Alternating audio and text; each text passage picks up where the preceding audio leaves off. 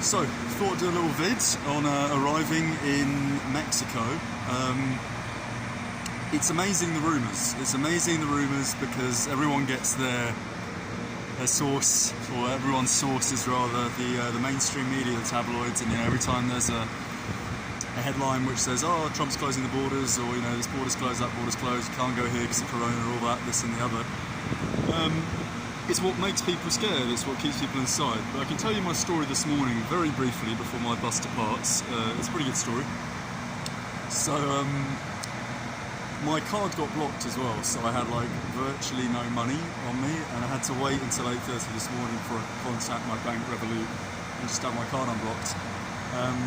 But essentially I started the day being told that my bus onwards from Laredo, which is the border town with Texas and Mexico, would be cancelled to Monterrey, which is where I needed to get to connect to my flight to Mexico City.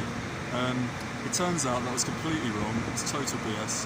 When I got there, what has happened is that bus can no longer dock on the American side, because Laredo is a split city. You've got Laredo and you've got Nuevo Laredo, which is the Mexican end of the town, and the bus was going to depart from there.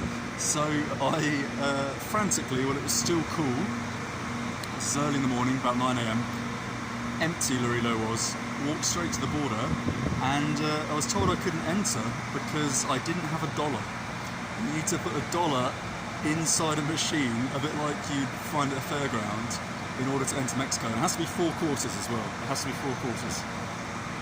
So by this time I'm already profusely sweating because I got 2 heavy bags. As you can see, I'm wearing a bloody plaid, boiling hot top. I've got ski long johns on. The reason is primarily I couldn't fit any more stuff in my bag, so I had to wear as much as possible.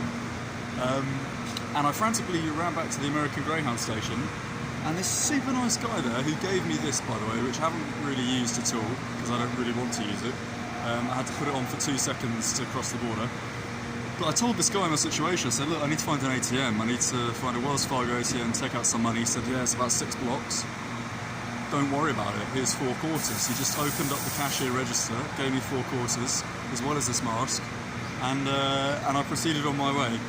Entered Mexico in about 2 seconds. I was the only person going through at the time.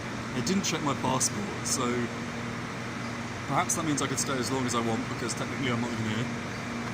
And then I couldn't access Google Maps. I didn't have my plan doesn't include Mexico anymore, so I didn't have any Wi-Fi or anything. I had about 1.5 hours until the 12:30 bus, which is departing in 10 minutes. Here it is, for Monterrey. I had about 1.5 hours to get there, and I had no money, so I needed to stop at the ATMs along the way and see if they would accept my card. So I went into BBVA. For Revoluters, by the way, you want to know about the fee. It's supposed to be 25 pesos, which is about 80 pence, sorry. It's 30 to the pound at the moment, which is really good. Another reason to come here. So yeah, I went in there, tried to withdraw money, wouldn't accept my card.